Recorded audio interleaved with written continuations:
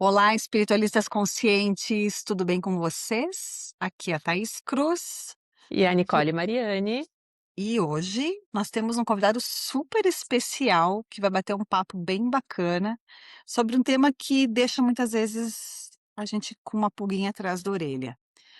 E esse convidado vem trazer o seu know-how, a sua expertise, para que a gente possa melhorar sempre o nosso olhar para a nossa consciência, o nosso despertar. E hoje a pergunta é: será que somos apenas mente? O inconsciente é apenas um conjunto de memórias e condicionamentos? E onde entra a consciência e a espiritualidade nisso tudo? Então, para abordar esse tema, se a mente é ou não espiritual, falar um pouquinho de hipnose, consciência e transformação interior, convidamos Bruno Vasconcelos, terapeuta, mentor, escritor e criador da AME, que é a abordagem multifatorial integrativa. Bruno, seja muito bem-vindo à Espiritualidade Consciente. Gratidão, gurias, gratidão pela boa vontade em falar sobre esses temas que não é assim, a gente entende que é para uma fatia muito seleta da sociedade, que esse pequeno transbordo que a gente faz hoje aqui reverbera na vida de muitas pessoas, né, porque a pessoa que se permite entender um pouquinho, ela já compartilha com alguém que tem interesse ou que mal sabe que gostava, mas achou interessante, e é mais ou menos assim que acontece tudo na vida, né. Nós começamos a nos permitir e eu estou muito honrado com o convite mesmo, assim, eu achei, assim, ó, super fantástica essa oportunidade. Eu espero contemplá-las com um nível, que faça jus à audiência e ao conhecimento que vocês têm também. A gente que agradece aí a presença, Bruno. E para quem ainda não te conhece, conta para nós um pouco da tua história, como começou essa jornada com a espiritualidade? Olha, a jornada começou quando eu tinha cabelo ainda. Por volta de 6 anos, eu tinha uma mediunidade bem ostensiva. Acho que eu tenho que fazer um disclaimer antes, né, para o pessoal não se assustar. Eu brinco que eu sou da quinta série da espiritualidade, então o pessoal às vezes vai ver que eu faço alguma brincadeirinha, mas não é por mal não, tá, eu sou um zombeteiro da luz, tá, pessoal, não levem para o coração. Mas então, eu sempre tive uma mediunidade muito ostensiva, e eu já tinha tido alguns episódios sobre, a minha própria família dar um jeito de fechar essas percepções, né. Minha avó era uma maga da luz maravilhosa, assim, e ela tinha muito contato. E aí entre os contatos, ela facilitava um pouco a vida daquele bebê chorão, que estava sempre chorando e estava sempre adoecido, sempre tinha alguma coisa acontecendo. E num desses contatos ela meio que conseguiu dar uma fechada, né, dar uma tapada na mediunidade, eu digo que entupiu o chakra, pra eu não ficar tão suscetível assim. Voltou lá pelos 6 anos, quando a gente teve uma aproximação com um contato que aconteceu onde eu morava, na região do interior do Rio Grande do Sul, lá em Pelotas. E depois, por volta de uns 7 anos mais ou menos, ela fez de novo um processo ali que deu mais um tempo para eu olhar amadurecer um pouco mais, né, porque a gente já estava num Uhum. mundo que já estava começando a ficar acelerado nos 90, né. Então tinham outras coisas, será que vai querer mesmo? Será que vai ter responsabilidade para isso? Então tinha toda aquela preocupação também da família, porque a família já veio com uma mediunidade muito ostensiva e sofreram com isso, né, no decorrer da jornada deles. Aí acabou que eles, com 13, 14 anos eu comecei a focar bastante no desenvolvimento. Eu tinha feito aqueles mestrado em Reiki, e aí eu fiz uns 3, 4 tipos de Reiki diferente, É bem novo. e aí não parei mais, assim, segui o desenvolvimento com mais afinco. Mas deu uma boa normalizada no mundo que a gente está acostumado com Matrix, e eu voltei só depois lá pelos 19, já estava trabalhando na corrente, tanto no Kardec quanto na Umbanda, e mesmo assim sempre abaixo de alguém, né, nunca eu fazendo por mim ou orientado ou dando o braço a torcer para a egrégora. Eu estava passando por um processo de burnout, tinha passado por uma série de dinâmicas, desafiadoras na vida, que aí eu tive um contato com arcturianos e aí eles trouxeram assim: "Ó, vamos começar? Vamos querer?". Que E aí massa. eu me permiti olhar de uma forma que eu não tinha olhado ainda, com uma maturidade que eu ainda não tinha olhado. E aí eu já tinha passado por uma fase de uma depressão profunda, já tinha feito tratamento, já tinha passado uma série de vicissitudes, assim, e foi quando eu disse: "Tá, então eu vou começar a olhar de uma forma diferente". E aí as coisas começaram a vir, assim. Então os 8 livros, a própria abordagem, a AME, a metodologia que eu uso com o acolhimento da criança interior, tudo começou a vir a partir disso. né. E aí eu comecei a levar mais a sério também a questão das consagrações com a ayahuasca, e me permitir sair de dentro da religião. Eu comecei a usar o universalismo, vamos botar assim, né. Eu não consigo ficar dentro de uma cartilha ali ou dentro de um modo operacional sistêmico de dogmático. Então eu consigo entender que tudo faz parte do todo. Isso trouxe muita leveza para minha jornada, porque eu criado com um kardecismo ortodoxo, depois para a Umbanda na ocasião quando eu tinha ido era um negócio que era meio feio, era diferente, olha só, então eu passei por todas as fases do acho que do preconceito da espiritualidade, no meio, né, sempre estava fazendo parte do rolê. E quando eu assumi essa autorresponsabilidade de servir, é que as coisas começaram a fazer completo sentido, assim, porque eu sempre me sentia solto, alheio, parece que eu estava perdido, assim, eu não tenho ninguém para me ancorar, tô solto aqui, tô à deriva. E depois que eu assumi, parece que as coisas começaram a se encaixar. Eu faço essa metáfora dos dentes da engrenagem, assim, né, começou a se encaixar, tudo começou a ficar com clareza. Os desafios não diminuíram, mas a consciência que eu estava para passar por eles, me fez passar por eles com mais leveza, assim. Então foi nesse lá em 2018, que eu estava com 28 anos, quando eu escolhi entrar pela porta estreita e começar a fazer do meu servir algo que fosse transbordante, não só para as pessoas que eu conhecia ou para as pessoas que eu tinha na volta, funcionários que eu tinha na época. Não, aí eu comecei a distribuir atendimento mesmo. Que legal, Bruno. Obrigada aí por compartilhar a tua história. E em algum momento da tua prática clínica, da tua jornada, você percebeu que as abordagens existentes já não eram suficiente para explicar aquilo que você observava nas pessoas? Fala um pouquinho também para nós como é que surgiu a abordagem multifatorial integrativa. Maravilha. Na realidade foi baseado na minha própria experiência, né, quando eu estava fazendo os processos convencionais ali. E aí eu tive a sorte de encontrar uma profissional padrão, vamos botar assim, com uma formação de MEC, que ela era muito antiga. E aí ela já tinha passado de tudo, assim, na vida, e ela era muito da linha de raciocínio budista. E como eu tinha estudado muito confucionismo, budismo e o taoísmo por causa do Kung Fu, que eu sempre tinha treinado Kung Fu até então, né, eu me identifiquei muito com ela. E ela trazia muito essa questão da autorresponsabilidade, de olhar para os nossos padrões, coisa que hoje a gente vai ver na TCC. E na época que a gente estava tendo contato, era só uma prática clínica que ela tinha desenvolvido por causa do tempo de experiência, e não era convencional. Então, a partir do meu processo, eu entendi que a gente estava muito dentro de rótulos, né, e a gente está ainda numa sociedade que tem essa questão desses dogmas, né. A gente tem a metodologia convencional que funciona, mas se a gente for buscar por alicerçar em respaldo científico, a gente não tem nem, sei lá, menos de 50% de evidência sobre as teorias, né. E aí, e principalmente no Brasil, que a gente tem uma postura que os profissionais se formam buscando uma teoria que gostaram, né. "Ah, eu me identifiquei com Lacan, então eu vou usar a lacaniana, não quer dizer que vai ter Sim. resultado, mas é o que eu gosto". E aí isso é o que acho que faz as dinâmicas, as terapêuticas convencionais, eh, não entregarem o resultado que poderiam entregar, porque não é uma questão sobre: "Ah, eu me afinizei com a técnica", é o uso que o meu cliente precisa.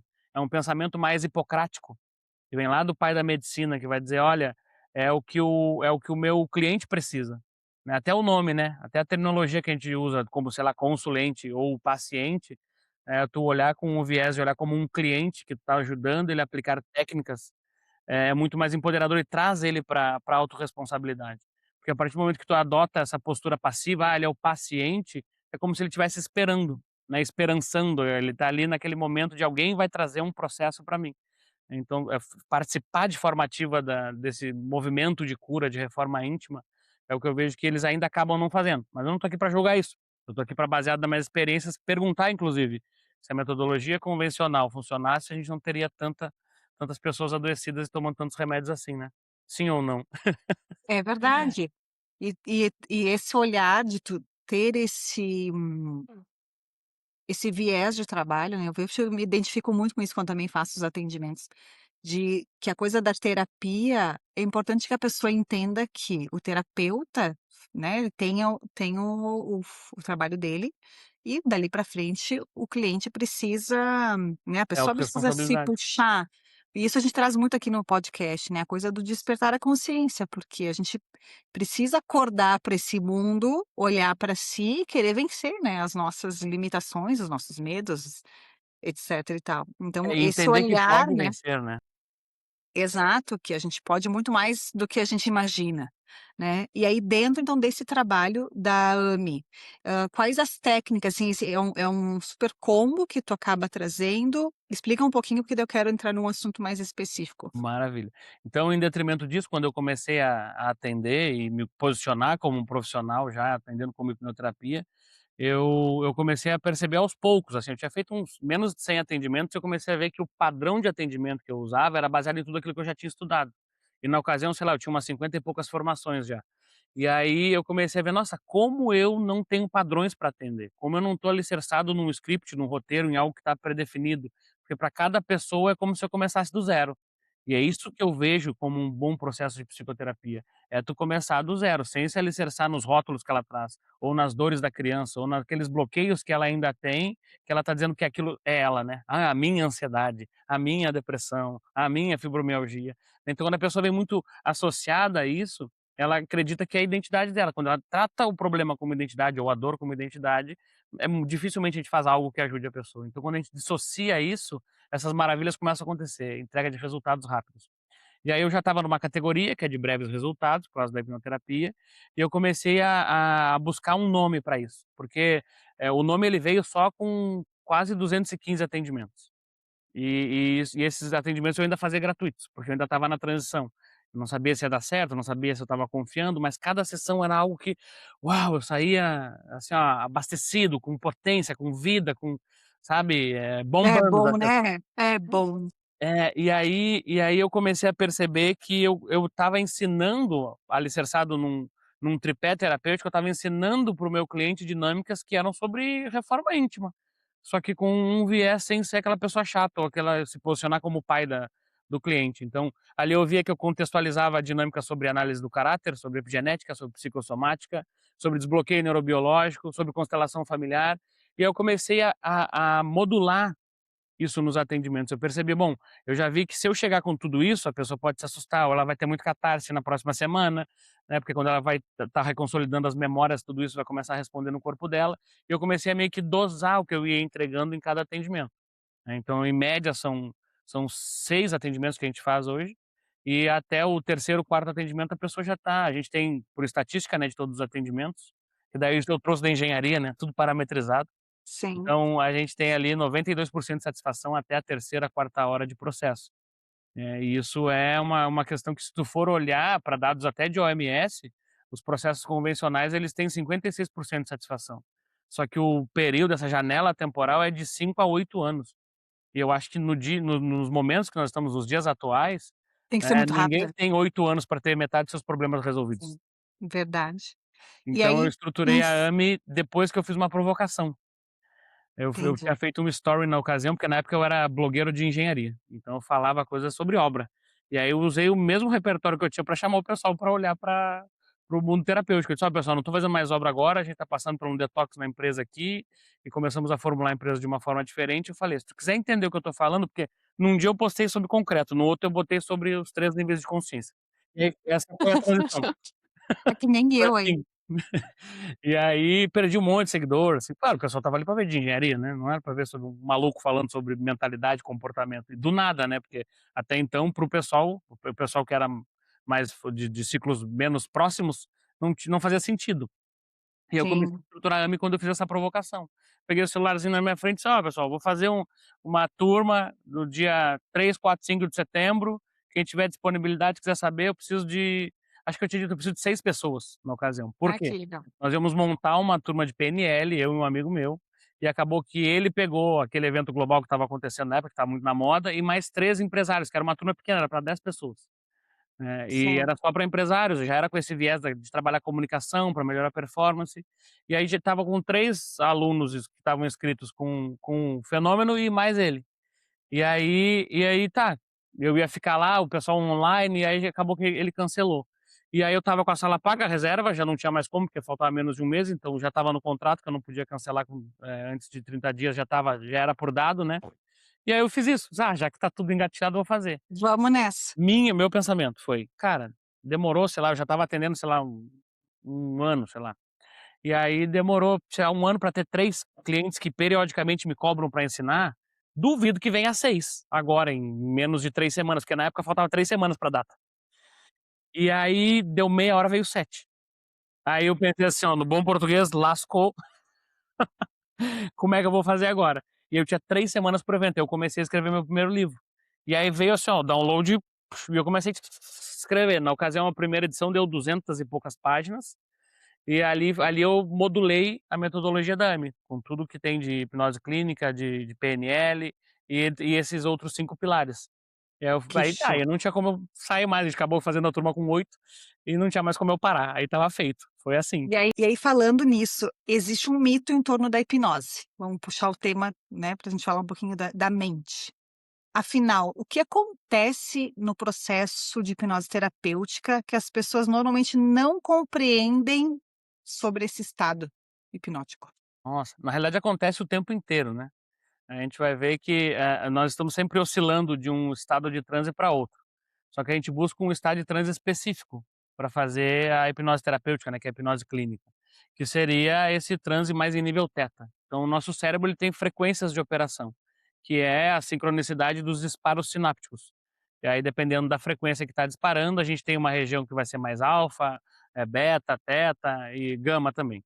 E aí o que normalmente acontece? Quando nós buscamos de forma terapêutica, nós vamos buscar esse nível de concentração ou de introspecção, que é o nível teta. É daí que vem outras dinâmicas também que usam inclusive o nome teta para trabalhar, que é a Uhum. hipnose, só que eles botaram outro nome, formularam de outro nome. Mas não é sobre mudar o nome, né, é sobre tu entender a técnica para tu ver que tudo tem um pouquinho de hipnose. Por exemplo, a pessoa quando se disponibiliza a receber um reiki à distância, ela já decidiu para ela que aquele reiki vai fazer bem para ela já abriu o campo para receber aquela energia. Então o próprio viés cognitivo dela em estar em contato com a técnica, já auxilia a pessoa. Às vezes eu vou fazer, sei lá, aplicações de sistema arcturiano ou de repente até um reiki mesmo que seja, eu vou falar: "Ah, vou fazer", só que às vezes eu nem fiz, a pessoa já me dá um feedback que melhorou. Então, tipo, a gente entende que tem uma egrégora por trás, mas às vezes o viés cognitivo é o que faz a pessoa acessar essa plenitude e esse processo de autorregeneração. E na questão do transe hipnótico, a gente alterna de acordo com o foco que a gente está dando para aquele momento. Então, comumente aqui a gente está em transe, a gente está em vigília, que é o transe de predomínio em ondas beta. E essas ondas betas fazem com que a gente foque no que a gente está falando, no que a gente está conversando. Mas em algum momento vai pensar assim, poxa, o boleto, mas será que eu tirei o feijão do fogo? Ah, a roupa no varal tá chovendo aqui, tá aqui em Florianópolis, tá caindo do céu. E aí tu dá uma dissociada. Por quê? Porque é comum do teu cérebro, 40% do teu dia tá fazendo atividade mecânica. E as atividades mecânicas também são níveis de transe. Que é quando, por exemplo, sei lá, tu não no sábado tu levantou mais cedo para levar os filhos para a escola e não tem escola sábado. E aí tu, por que que tu levantou? Daqui a pouco tu tá até arrumando as lancheiras das crianças e que aconteceu que tu fez tudo aquilo de forma mecânica? É por causa desse nível de auto-hipnose. Então o processo hipnótico está sempre acontecendo. Quando tu olha um filme, tá vendo o filme e tu te emociona, tu sabe que tem um quadro, um retângulo na tua parede eletrônico, que ali tem uma imagem sendo transmitida, que são pessoas que são pagas para atuar, mas por que tu te emociona com aquilo que acontece ali? Nossa, ó, morreu o mocinho, nossa, que raiva, aconteceu essa injustiça com o protagonista. Ah, porque tu estás associado àquela dinâmica que está se passando ali. Então acontece um fenômeno que chama empatia cognitiva, que só nós primatinhas aqui, Homo sapiens sapiens, conseguimos fazer, que a gente começa a espelhar aquele estado interno que está acontecendo ali. E quando a gente está prestando atenção, que é o foco atencional, a gente começa a fazer essa imersão nos processos cognitivos também. E aí a gente começa a espelhar o momento de dor, o momento de sofrimento, o momento de angústia, e a gente tem toda uma ambiência que acontece, por exemplo, no teatro, ou na televisão, nas séries, que é a música, que é a forma que a cena a cena se desenvolve, as falas, a gente começa a se associar com aquilo, né. Assim a gente faz para adoecer e assim a gente faz para se curar. E no processo clínico, o que a gente faz é auxiliar essa pessoa a manifestar esse transe de forma autônoma, porque toda hipnose sempre é uma auto-hipnose, e a partir dessa forma autônoma de acesso a esse transe ou a essa frequência teta, ela vai auxiliar na reconsolidação de memórias. Então é como se a pessoa, criou um trauma, tá. Trauma, se eu estiver falando demais, vocês levantem a mão, tá. Trauma é um processo neurobiológico que é de desenvolver um supercomportamento. É uma supermemória que a gente vai criar, o sistema nervoso vai criar, para que a gente não passe mais pela mesma experiência. E aí a gente chama de trauma porque foi um evento que foi catastrófico, um evento que foi doloroso. E quando a gente entende que o trauma é como se fosse um bloqueio, um aplicativo que fica rodando em segundo plano, eu consigo também entender a estrutura desse trauma e alterar isso. Eu brinco muito que a gente faz TI, então nós somos TIs da mente, a gente vai reprogramar aquela consciência ou aquela informação que estava disfuncional. E tudo pode ser reprogramado no cérebro humano, graças à fonte criadora. Porque todos os padrões que nós temos e carregamos hoje, e as células respondem a eles, eles são altamente personalizáveis. Só que eles são personalizáveis a partir da fase de molde do sistema nervoso central, que é aquele primeiro setênio que a gente tem de vida. Alguns vão falar que até os 12 anos. É ali que acontece toda a mágica, é ali que a gente carrega 85% dos BOs, da forma como a gente se relaciona com a vida. Então, terapeuticamente, a gente busca encontrar esses BOs para a gente, de forma resoluta, adulta, autorresponsável, ser parte da solução. Então, a pessoa ela se permite passar pelo processo, o terapeuta ele é um Waze, e ela que vai se permitir relaxar, entrar naquele momento de introspecção, para acessar essas memórias, emoções e sentimentos com mais clareza. Ô Bruno, e muito desse processo que tu falou de reprogramar a mente, eu entendo que há muito do inconsciente nesses aspectos. E muitas vezes nós sabemos aquilo que nós deveríamos fazer, mas a gente continua repetindo os mesmos padrões, emoções, comportamentos. Por que que o inconsciente parece ter tanto poder sobre a nossa vida? Uau, que legal, que legal. Primeiro a gente tem que entender quais seriam essas 3 camadas da consciência, né. A mente teria 3 níveis.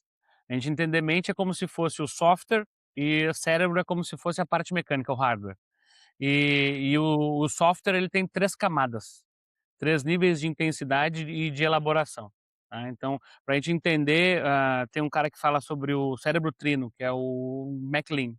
Ele tinha uma teoria desde a década de 60 que ele só foi publicar na década de 90 por causa dessa questão da dificuldade do meio de aceitar coisas novas, né. Povo resistente, esse povo acadêmico, nada contra pessoal, não precisamos processar. É Mas, muito. essas 3 camadas de consciência, elas estão associadas a 3 grandes grupos, que a gente possa separar 3 grandes camadas do nosso cérebro, tá. Então nós temos uma parte que é consciente, que é isso aqui que nós temos de vigília, que é o que a gente sabe que está fazendo. A parte que seria subconsciente, que é a parte onde vai estar todas a parte mais mesolímbica ali, que vai ficar com toda a região dos comportamentos adquiridos, da questão das crenças, das traumatizações, da parte de emoções mesmo, a parte mamífera, que é onde a gente grava essas coisas, né. E a parte inconsciente, que seria responsável pelos fenômenos fisiológicos. Então, no caso de vocês, do meu não, né, mas o cabelo cresce sem vocês pensar: "Tem que crescer cabelo, tem que crescer cabelo". Então vocês fazem digestão sem pensar: "Tem que digerir, tem que digerir". O intestino tem que peristaltar, peristalta, né. Tudo isso funciona sem vocês pensarem. As células se multiplicam, os tecidos se regeneram, sem vocês estarem conscientemente, comandando. Claro que quando a gente comanda junto, fica melhor a coisa, né. Ah, a dorzinha de cabeça passa, aquela, sei lá, constipação passa, a gripe começa a atenuar os sintomas, né, do vírus, e a gente entende que então a vigília, que é isso aqui que eu tenho de consciência, ela é em torno de 12,43% do poder da potência da mente, da participação que ela tem na mente. Então quando tu vai me contar uma história tua, o que eu já parto do princípio é saber que o máximo de informação que tu pode me trazer é em torno de 12%. E aí depois nós temos todos os 87,57%, que vai se derivar em um nível subconsciente e um nível inconsciente. É como se fosse literalmente um iceberg. Na parte de fora do iceberg é 12%, é consciente. Aí nós temos toda uma parte gigantesca, que é subconsciente, mais lá profundamente, uma parte quase que reptiliana do nosso cérebro, aqueles impulsos que são os instintos, que é o bateu levou que o Homo sapiens sapiens está tentando curar faz uns, sei lá, 140 mil anos, que é cuidar dos impulsos, dos estímulos mais primatas que nós temos. Então essa parte do inconsciente, se a gente for olhar na minha linha de raciocínio, ela vai ser a parte mais fisiológica. É aquilo que eu não controlo, aquilo que funciona sozinho no meu corpo. Meu corpo sabe se regenerar, o meu corpo sabe se curar, e ele vai fazer isso com a ferramenta que tem. Por isso que a gente foca muito em cuida do teu sono, faz exercício, olha a alimentação, pega sol, bota pé no chão, faz essas coisas para cuidar da tua saúde de forma integral. Então a parte inconsciente seria a parte do movimento fisiológico, que vai acontecer de forma automática sem eu pensar que tem que acontecer, por exemplo, coração bater, bate coração, imagina todo o tempo conscientemente fazendo isso. E a parte subconsciente vai entrar todas essas questões de memórias, emoções e sentimentos. Essa parte aí é a parte que a gente não tem como óbvia, porque ela não é racional.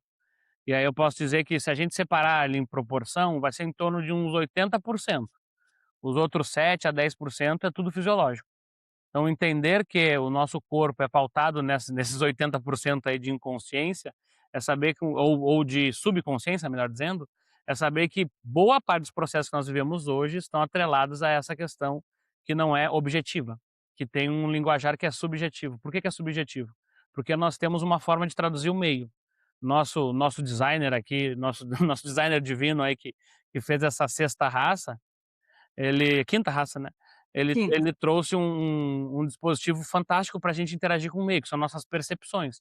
Então, os 5 sentidos, que são nossas percepções visuais, auditivas e sinestésicas, eles vão modular de acordo com o meio e vão criar impressões internas. Essas impressões que nós temos como percepções visuais, auditivas e sinestésicas, elas modulam comportamentos. A forma de pensar, sentir e agir da pessoa é moldada através dessas percepções do meio. Então, eu olhei uma pessoa que tem uma roupa com uma caveira e na minha religião caveira é uma coisa ruim, então eu já vou olhar para aquela pessoa com viés meio, nossa, essa pessoa não deve ser uma pessoa bem encarada, ou o meu santo não bateu com aquela pessoa. Isso é tudo parte dessa combinação de fatores que são extremamente aleatórios, extremamente personalizados, que cada indivíduo modula, né. Então, o que faz a gente repetir é algo que eu pergunto para as pessoas: o que que muda mais rápido? É comportamento ou é crença? E a pergunta básica que eu faço também, um professor meu fazia essa pergunta, né, tá, o que que é mais rápido de pra tu fazer? Tu levantar agora e treinar, ou tu acreditar que tu vai treinar na segunda-feira? E aí as pessoas elas sempre pensam assim: "Ah, não, não, na segunda-feira eu vou". Então o mais difícil não é não é mudar o comportamento, é a crença, né, a crença acaba que pesa A mais, porque crença. tu acredita piamente que não, agora é segunda-feira, não, agora é ano que vem, não, agora para maio, agora para dezembro, agora e assim tu vai dando desculpas temporais. E essas desculpas normalmente são atreladas nessa subconsciência, porque quando a gente vai moldando o sistema nervoso, a gente vai adquirindo níveis de consciência. Esses níveis de consciência, eles são de sobrevivência ou manutenção da vida, que são as 2 coisas que o nosso sistema nervoso serve para fazer. Nós, enquanto primatinhas aqui, a gente tem um sistema nervoso que não é tão atualizado assim, mas em comparação com a galáxia, por incrível que pareça, nós temos o melhor sistema nervoso. Porque o nosso cérebro é bicameral, a gente consegue regenerar os neurônios, a gente consegue, recrutar memórias, emoções e sentimentos que estavam subconscientes, então a gente tem uma máquina orgânica, assim, perfeita, ou próxima da perfeição. Só que o que acontece, a gente não sabe usar essa potência. E aí tudo que aconteceu com as 2 intenções que o sistema nervoso tem, que é manutenção da vida através da busca de prazer ou do afastamento da dor, a gente cria um modo para dizer que sou eu. E aí a gente acredita nesse eu. Esse eu é o que eu estou atribuindo o meu nome às experiências que eu tive. E na realidade isso está bem longe da existência de sermos quem nós somos. Isso é uma característica que eu tenho nessa curta jornada, nesse período de tempo que eu tenho aqui, que que está atrelada às consciências que eu desenvolvi ou às vicissitudes que eu passei durante o período de vida que eu estou encarnado. Então a inconsciência vai se ater mais aos fenômenos fisiológicos, e a subconsciência a tudo que eu vi, ouvi e senti desde o período intrauterino. E aí a gente tem um patamar gigantesco de coisa para falar aí. O que faz nós repetirmos isso é a resistência que a gente tem de olhar com a adultez para aquilo que se repete enquanto dor. Porque toda a dor que eu tenho, que faz com que eu repita ciclos que são inconscientes ou subconscientes, depende da teoria que cada um vai querer usar, está atrelada na própria dificuldade que eu tenho de olhar para as dores e aprender com elas. A partir do momento que eu aprendo com algo, eu paro de repetir ou sofrer com a mesma intensidade por um problema. Muita loucura, gurias? Como a nossa mente, eu costumo dizer sempre, né, que a nossa mente mente. E é Uhum. isso, porque a gente tem um percentual, como tu trouxe, é muito pequeno que é consciente, e o resto tá tudo aqui, né, tá tudo aqui. E aí no momento que a gente Não, e essa consegue questão olhar para isso, consciente, né, 40% dela tá chupando bala o tempo inteiro. pois é, 40% dela tá no automático.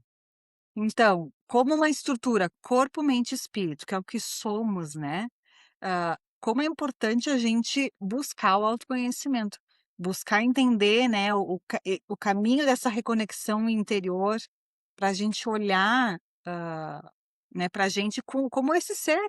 potente e poderoso no né, nesse não de poder sobre o outro, mas o poder sobre nós mesmos, de decisões, de Que é o mais difícil resolver, de parar pra pensar, né. de regenerar, de me curar, de ir para frente, né. Quando Mas enfim, então quando as pessoas estão em um caminho de autoconhecimento e reconexão interior, qual passa a ser o papel dessas ferramentas, né, que a gente estava falando da mente, com a nossa mente é essa coisa louca aí, que a gente pouco sabe o que, né, 80% a gente não sabe o que acontece, que está aqui na nossa nuvem. elas As passam a se pessoas conhecer a partir do processo, né.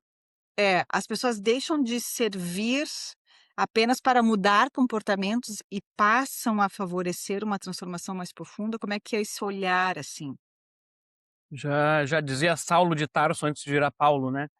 Ele falou que a gente tem que buscar essa mudança, essa reforma íntima através da mudança da mente, né, mudar esses padrões.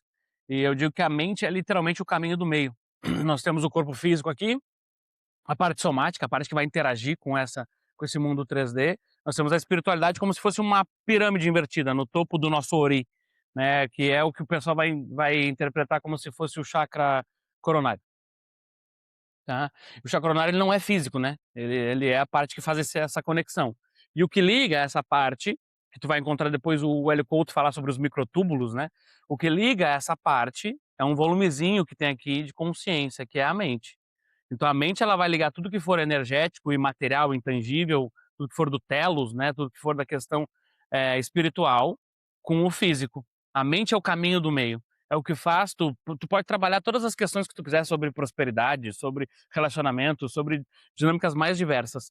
Só que esse download de consciência só começa a se manifestar quando a mente teve essa reforma, quando a mente passou por essa expansão. E comumente são movimentos de cura, sejam elas sistêmicos, porque está trazendo dinâmicas familiares ou da linhagem, né, ou, dinâmicas que tu viveu, aquilo que tu viu, ouviu e sentiu, que padronizou a tua forma de ser quem tu é hoje. Então todos os processos eles vão favorecer. Tem uns processos que vão favorecer de forma mais rápida, outros processos que vão favorecer mais na questão energética, outros mais na questão espiritual. O que a gente faz em seguir o caminho do meio é buscar o processo que vai aliar com tudo isso.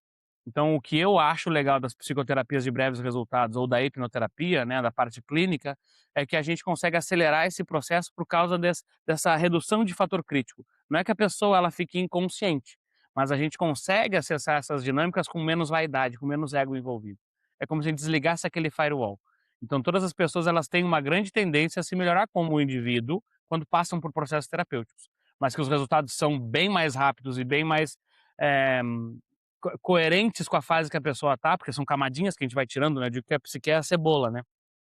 E essas camadinhas nós vamos tirando, a cada sessão a gente encontra novas histórias, novas perspectivas ou novas ferramentas para o próprio cliente usar. Todos se beneficiam de processos terapêuticos, só que processos que vão trazer uma reforma íntima, realmente profunda, duradoura, processos perenes, eles vão ter que trabalhar com as dinâmicas da mentalidade. Então eles vão ficar associados com algum processo de introspecção, de fechar os olhos ou usar o termo, né, meditação guiada. Não existe meditação guiada, né? O que existe é auto-hipnose. Então, se tu fechou os olhos, se concentrou, foi acessar não sei o quê, se conectar com a fonte criadora, foi fazer uma oração, tu já está em alfa, tu já está em teta, tu já está acessando um transe. E é neste nível aí que a gente começa a soltar o eguinho e ficar mais próximo desse eu sou, né, que está longe de todas as dores que a gente manifestou aqui ou passou por elas, né. Então, não sei se eu consegui, tangenciar a resposta, mas Sim, é aham. sobre isso, sempre há reforma íntima. Quando a gente quer uma reforma íntima que seja mais coerente, mais profunda, por que que eu quero falar dessas 2 formas, tá? O processo terapêutico, por exemplo, com o reiki vai auxiliar muito, mas daí que tu traga daquele spin, daquela partícula que tu alterou para começar a vibrar diferente no corpo, para a consciência adotar aquilo como um padrão, sei lá, Demora. umas 1000 sessões. E quando tu vai Isso. direto no software, tu vai ali, tu muda o código fonte, tu entende a estrutura do problema, tu reestrutura ela e tu bota para rodar. É o que eu digo, a pessoa vem com problema de tabagismo, no mesmo dia a gente atesta. A pessoa veio com um problema, sei lá, um medo de altura, quando eu tinha disponibilidade de atender presencial, eu já ia dar um jeito de levar a pessoa para uma sacada, para algum local para ela e testar. Porque o software quando muda, muda na hora. Tu não fica: "Eu vou ver se vai dar certo ou tomara que dê certo". Então eu sempre digo, a gente tem que testar e operar na hora, como se fosse uma máquina mesmo, e não deixa de nós não Não deixamos de deixa ser de máquina. ser, né, não deixa de ser. Ô Bruno, mas eu fiquei curiosa sobre uma questão. Quando nós falamos em consciência, Nós estamos falando apenas da mente ou de algo mais amplo que se manifesta através dela? Como que você percebe essa relação entre a mente, consciência e espiritualidade na prática clínica? Eu queria que você conectasse isso. Uau, uau! Temos 1 horinha para eu seguir falando? O que que Pode, acontece pode, toca. Toca nessas ficha. nessas dinâmicas, tá? A consciência que nós temos personificada ou neste avatar físico, ela vai ter esses 3 níveis de intensidade, no caso. A de vigília, que vai ser em torno de 12%, sendo que 40% está sempre chupando bala, aquele primatinho interior, que vai se deixar levar pelos impulsos da parte inconsciente. "Ah, eu não sei porque que eu comi de novo, eu não sei porque que eu repeti a fatia do bolo, ah, eu não sei porque que eu acabei ficando com aquela pessoa, ah, eu não sei porque que eu acabei não indo treinar hoje, quando eu vi eu já não fui, já estava tarde", tá. É a parte subconsciente. Ah, e quando nós temos as dinâmicas, por exemplo, sistêmicas, nós temos aquilo que o Jung ia falar, o Freud também ia falar, de um certo inconsciente coletivo, que são dinâmicas de consciência sistêmica. Então nós temos a consciência sistêmica, familiar, que vai estar atrelado às 2 linhagens que te trouxeram aqui, as 2 linhagens que serviram como, doadores de material genético para a somatização do teu corpo, então a linhagem de pai e mãe. Temos essa consciência sistêmica, as dores do sistema familiar e os recursos também. Tá? E aí nós temos essa consciência sistêmica que se expande para níveis maiores. Por exemplo, quando a gente vai atender empresas, é a mesma questão de consciência sistêmica, só que a gente está usando mais uma questão organizacional. A mesma vida que se tem o sistema. Por quê? Mamíferos juntos, eles criam um processo que chama de ressonância límbica. Eles começam a agir de acordo com o movimento do campo, só que eles não percebem. É isso que faz aquele efeito manada, por exemplo, de uma torcida de futebol brigar com a outra. Ou de um cachorrinho que está andando sozinho, ele tem medo de tudo, mas ele anda entre 3 ou 4, ele já se sente em matilha ali, e ele já vai começar a latir para todo mundo e vão querer se botar nos carteiros tudo, porque eles estão naquela ressonância límbica. Mamíferos fazem isso com excelência. A partir disso, nós temos o entendimento de psicosfera. Cada grupo de consciência sistêmica cria um padrão neural, que a neurociência hoje vai chamar, graças ao Miguel Nicoleles, o maior neurocientista do nosso tempo, que é um brasileiro, ele vai chamar de BrainNet, é a conexão entre os cérebros. Pessoas que trabalham juntas, seja lá no escritório de advocacia, no escritório de contabilidade, de engenharia, sei lá, elas têm uma capacidade de começar a desenvolver um comportamento que vai ser cooperativo, mesmo que não seja verbalizado. É um que mandou o arquivo que o outro precisava e aí já estava assinado, o outro já levou lá para não sei onde, então começa a acontecer isso. A gente vê isso com mais facilidade em esportes coletivos, que parece que cada jogador sabe onde está. E aí a gente entendendo essa questão do BrainNet, a gente entende o que é psicosfera, que é o padrão que aquela egrégora, aquela cidade, aquele estado, aquele planeta vibra, a média dos pensamentos, a média das consciências. E aí isso faz com que a gente também tenha planos reencarnatórios baseados nisso, dinâmicas sistêmicas relacionadas aos planos encarnatórios. E aí o que que acontece? Quando a pessoa entende que ela está sendo subproduto do meio que ela está inserida, ela começa a ficar mais responsável com a forma dela pensar, sentir e agir. E quando ela começa a mudar isso não é incomum nos processos terapêuticos, hoje a gente tem mais de 6.000 clientes atendidos, a gente começa a identificar padrões que às vezes até lidam com exclusão, né, a pessoa começa a ficar diferente, ela começa a perceber que as pessoas se afastam dela. E isso não é ruim, porque a pessoa já não está mais em ressonância com aquele Sim. tema, com aquela de boteco, com o pessoal do futebol, ou o pessoal que olha, que gosta de olhar, sei lá, reality show, né, as pessoas elas acabam entrando em dissonância cognitiva. Elas não precisam negar aquilo que elas sabem, mas como elas não estão mais em consonância com o grupo, elas saem fora. E aí nós precisamos olhar para essa jornada, que é aí que entraria a espiritualidade. Porque o que acontece? Eu estou acostumado aí com o pessoal de futebol. E eu começo a me lapidar, eu vejo, cara, já não tá mais fazendo sentido eu vir aqui 2, 3 vezes por semana, tomar essa cervejinha e tal, ficar falando de mulher, ficar reclamando do meu casamento. Aí eu começo a não ir, ou daqui a pouco eu já perco a vontade. Aí o próprio pessoal já começa a dizer, pô, não vem, eles até cobram, eles tentam forçar a barra, quando tu vai e de repente já não tá bebendo mais, aí fica aquela coisa que começa a desconectar. Parece que tu perde o compasso. Aí tu começa a entender o que que seria o sistema, e depois disso tu começa a entender a necessidade de se desenvolver. É aí que entra a parte da psicosfera, a parte da espiritualidade. Então essa parte da espiritualidade, ela vem por causa da reforma íntima. São níveis de consciência que a gente vai adquirindo. Eu saio dos 3 primeiros degraus da pirâmide de Maslow, e eu vou lá para o quarto, para o quinto, para o sexto, porque a pessoa começa a entender a responsabilidade que ela tem de fazer essa jornada, e essa jornada acaba sendo uma jornada de caminho infinito, né, porque é uma jornada que é solitária, não é com todo mundo que tu vai falar sobre, sei lá, espiritualidade. Na realidade é com menos de 20% da população que consegue conversar. Muito pouco, se não menos, né, se não menos, se não menos. Tá, mas e com esse olhar, assim, aonde tu vê a diferença entre a transformação emocional e a expansão da consciência? É que não tem como fazer uma sem a outra. A consciência não vai se expandir enquanto tiver padrões que definam a tua forma de pensar, sentir e agir. Aquilo que eu mencionei, dando exemplo do Hélio Couto, ele fala sobre a fonte está sempre mandando a informação. Ela vai mandar o tempo inteiro, cada vibração do átomo ela vai estar mandando ali, qualquer átomo vai estar recebendo essa energia escura, essa matéria escura, essa informação. Só que tu só vai acessar essa informação se tu tiver caminho livre. E para isso tu precisa mudar a tua forma de pensar, sentir e agir, baseada nos padrões cognitivos. Então é quando através da reforma íntima, da mudança dessa mentalidade, desses padrões cognitivos, esses padrões neurais, é que tu começa a acessar mais consciência. Por exemplo, é muito comum eu ver as pessoas dizendo: "Ah, nossa, quando eu começava a acompanhar o material do Hélio Couto, eu escutava, parece que entrava num ouvido e saía pelo outro", né, ou do Jean Valjean, parece que eu não entendia nem o que ele falava, ou do Bruno, nossa, o Bruno fala rápido pra caramba, eu nem conseguia escutar. Mas agora que eu tô acompanhando, sei lá, tua 14ª live, eu tô entendendo o que tu tá falando, porque começa a expandir, a gente começa a criar um meio de cultivo ali que é mais propício para criar novos engramas que a gente chama, que são novas conexões neurais. Então eu preciso olhar para o movimento de reforma íntima para conseguir acessar a espiritualidade. Isso só vai acontecer em cadeia. Então eu mudo a mente, eu mudo o funcionamento do corpo.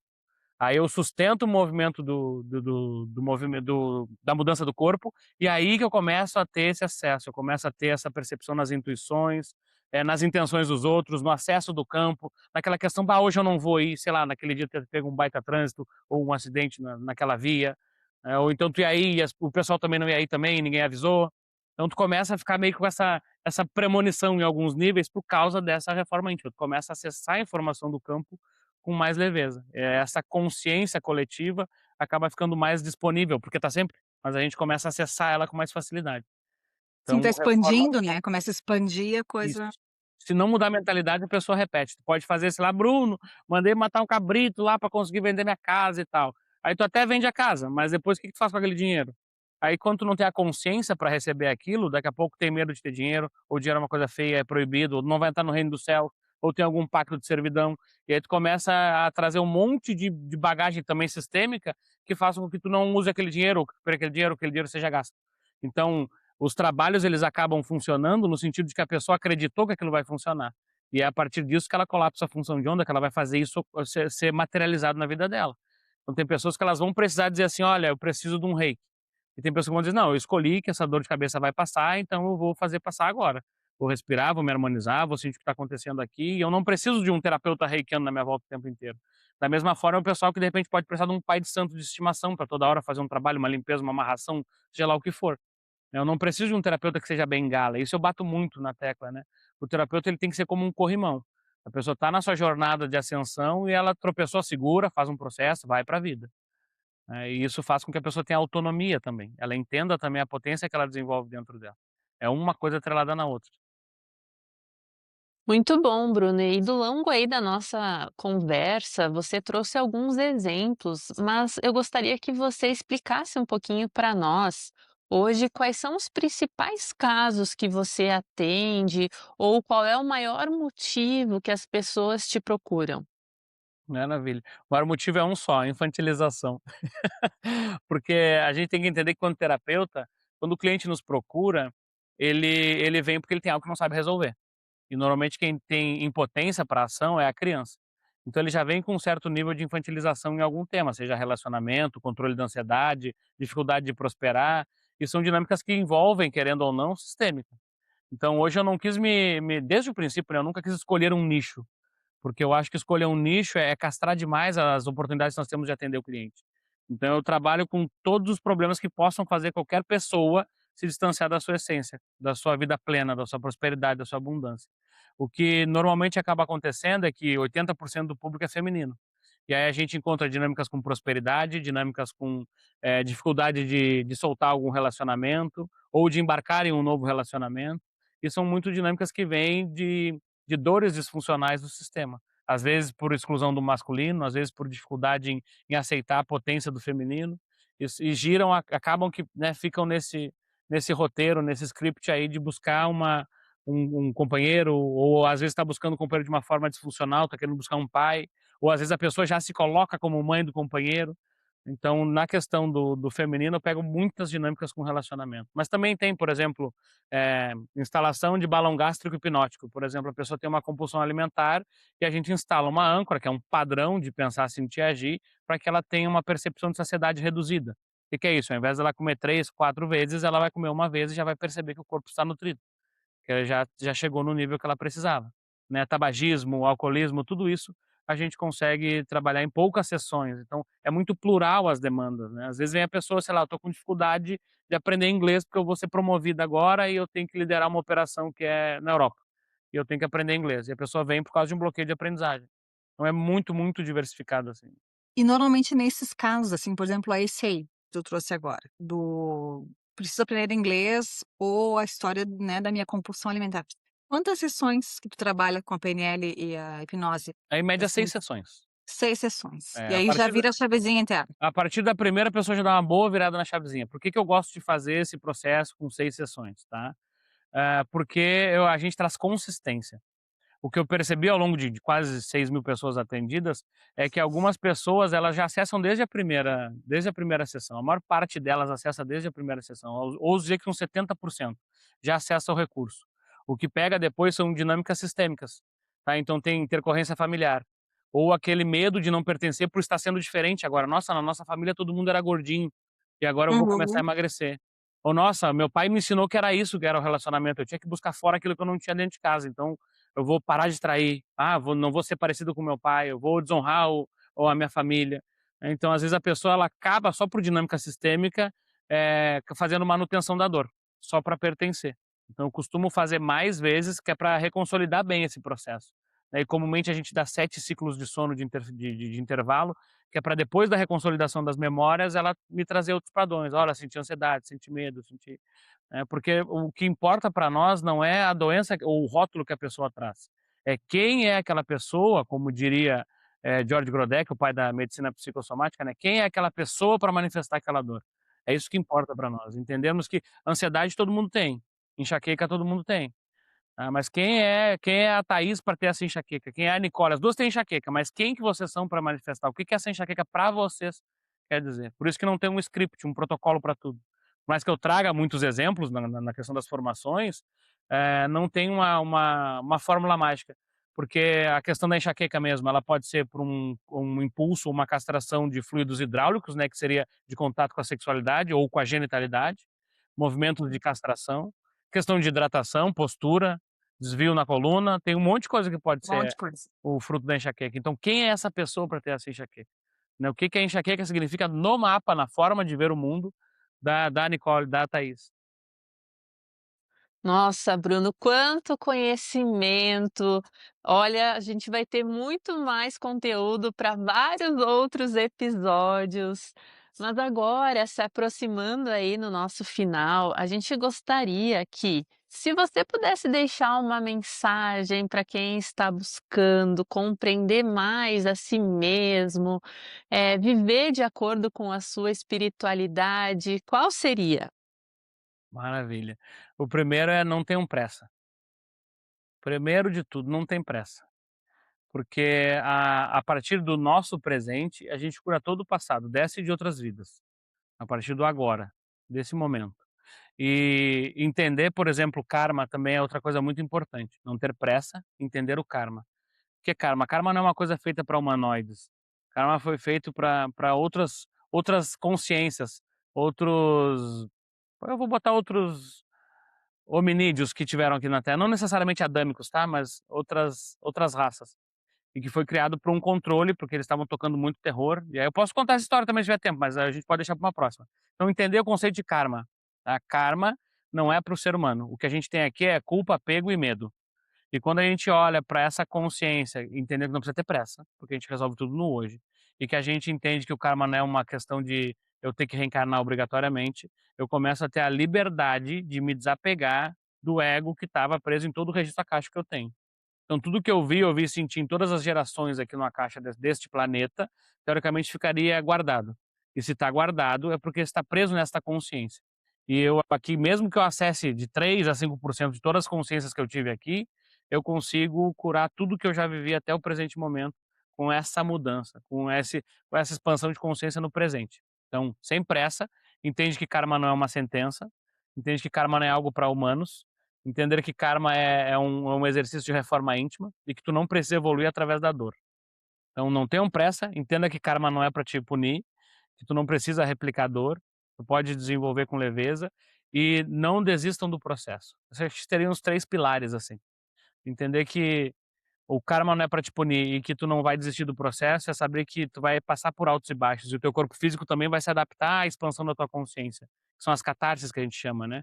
Alguns vão dizer que catarse é resistência à mudança, na realidade é só uma atualização que o corpo físico está tendo, porque a forma como tu pensa tem um negócio que chama RNA mensageiro, que é uma comunicação intracelular.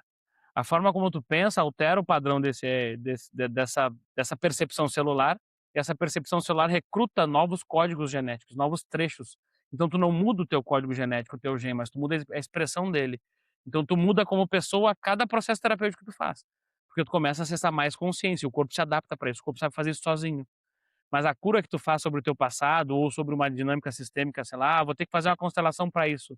Na maior parte das vezes, tu tá constelando uma dor, sei lá, que foi do bisavô. Olha, em 80% das vezes tu foi teu bisavô. É Então a verdade. pessoa entender essa autorresponsabilidade e entender que o não desistir é sobre isso. Então, esses seriam as 3 principais dicas, assim. Não desiste, porque o processo ele vai ter altos e baixos, ele é desconfortável, mas ele vai trazer uma recorrência de insucesso através da expansão de consciência, que é muito particular, e só tu vai poder dizer que valeu a pena depois de toda essa experiência. A gente está aqui para experienciar, não é para pagar conta. Pagar a conta a gente escolhe onde quer pagar, a gente só tem que ter consciência disso. Mas para ter essa consciência de dizer: "Cansei dessa roda de samsara e vou sair disso", a gente tem que entender quem nós somos. E aí tu acha que tu é Thaís, tu acha que tu é Nicole, tu acha que tu é Bruno, e na realidade tu é muito mais que isso. E essa conexão vem do curar com o apego que tu tem ao passado, ao medo que tu tem do passado, à culpa que tu sente pelo passado, né. Então soltar as dinâmicas que te amarram, que te prendem, é a leveza, é entender que tá tudo certo, eu só preciso soltar o ego. E o ego não solta, né. Esse é difícil, né, fica agarradinho ali, incomodando. Se eu digo que o ego é uma criança mimada, né, Bruno, Sim, porque sim, eu chamo de Enzo e as Valentina. isso, Enzo e a Valentina estão sempre por ali, quando um puxa de um lado, outro puxa do outro, e a gente É, ao precisa mesmo tempo que é necessário olhar. para essa experiência aqui, é ele que tá carregando toda a fase de molde do sistema nervoso, né. Então o ego ele vai tocar na tua criancinha de 6 aninhos ali. Tu vai dizer: não quero, fiquei magoado. Ah, ele me ofendeu. Ai, que ultrajante foi aquilo que ele falou". Não, sabe que é a É. Valentina que tá nessa hora, né. É verdade, porque a mente é incrível, né, se a gente traz muito isso de a importância do autoconhecer-se, né. A Nikki tem uma frase que eu gosto muito, ela diz assim: "Quer ser uma pessoa poderosa, se conheça", né, a gente Ah, boa. traz isso.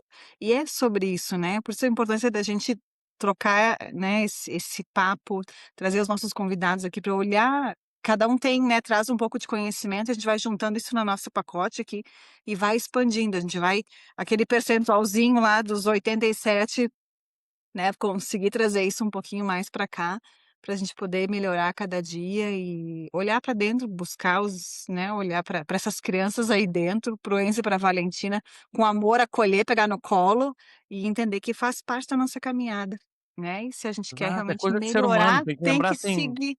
"Que vergonha me deu disso. Ah, que pena que eu tenho daquilo", né, cara, é coisa de ser humano. É esse é o caminho, né. Bruno querido, obrigada pela Ah, presença, gratidão, participação, pela querida. tua generosidade em compartilhar a tua experiência, Um pouco numa dessa conversa loucura. tão rica. Não, uma conversa riquíssima, que a gente poderia abrir aqui outros vieses e seguir aí, né, pra dar mais 2, 3 episódios para a gente falar de outros temas, porque é muito importante, né, a gente olhar para dentro, como eu digo sempre que nós somos um tripé, né, corpo, mente e espírito, cuidar da mente, cuidar do corpo, cuidar do espírito, é isso, é sobre isso que a gente falou. Então obrigada de novo, né, uma alegria te ter aqui com a gente. E para quem quer fazer contato com o Bruno, com o Instituto Bruno Vasconcelos, que daí a gente acabou falando do Bruno em si, mas hoje existe um Instituto Bruno Vasconcelos, que faz os treinamentos, que tem os livros. Fala um pouquinho para o pessoal poder saber onde é que vai te encontrar também. Pode ir direto no Instagram, Bruno Vasconcelos _IBV, ou no site brunovasconcelos.com.br. Você vai achar tudo que tem ali, todos os cursos, as mentorias, as formações, as palestras, tem tudo ali. E para o pessoal que gostou de ouvir um pouquinho o Bruno, eu posso disponibilizar para vocês colocarem para os ouvintes depois uma playlist com algumas aulas ali para o pessoal ir assistindo, tudo com todos com temas de reforma íntima, né? Trabalhando um pouquinho do eguinho, né? Vou distribuir para o pessoal uma playlist da Alcateia, que eu gravei no ano passado, e Ai, que ali tem legal. uma série de dinâmicas que trabalham em todas as áreas da vida ali, e são exercícios cutucacionais, que eu gosto de dizer, assim. Quem trabalha com terapia cutucacional sabe que é mostrar que tu vai mexer naquela coisinha ali que é um pouco indigesta, mas vai trazer, grandes resultados depois dessa expansão de consciência. Então quem quiser, quem gostar, pode chamar as gurias ou deixar comentado aí, que quer a playlist que eu vou mandar para as gurias, elas repassam para vocês. Será riquíssimo, será riquíssimo. Ficamos muito felizes. Que maravilha, Bruno, gratidão muito gurias. obrigada, então, por estar conosco. Já informo a todos que esse episódio vai estar também disponível no nosso canal do YouTube, Espiritualidade Consciente Podcast, e compartilhe com alguém que também está buscando conhecer mais a si mesma, viver com mais consciência. Muito obrigado, um abraço forte e até a próxima. Até mais, pessoal.